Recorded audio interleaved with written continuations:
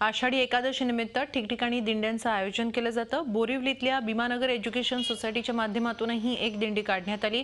विठ्ठल रुक्माईच्या पारंपरिक चित्ररथासह विविध सामाजिक संदेश देणारे चित्ररथ या दिंडीत सहभागी झाले होते। यावेळी पालखी सोहळ्यात विद्यार्थी अभंग भजन गायनामध्ये दंग झाले होते। पारंपरिक वेशात झेंडे घेऊन लेझिमच्या तालावर थिरकणारे विद्यार्थी साऱ्यांच्या नजरा वेधून घेत होते।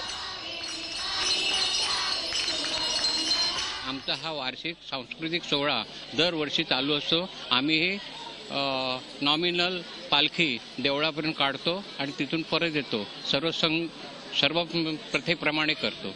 यावर्षी संबंध समाजामध्ये एक आनंद सोहळा आहे, कारण 4 वर्षाच्या दुष्काळानंतर इथे पाऊस पडलेला आहे आणि सर्वसाधारणपणे तो समाधानकारक पाऊस पडलेला आहे। त्यामुळे सर्वत्र आनंदी वातावरण आहे आणि त्या आनंदात आम्ही सहभागी आहोत, याचा आम्हाला आनंद आहे। झी 24 तास रहा एक पाऊल पुढे।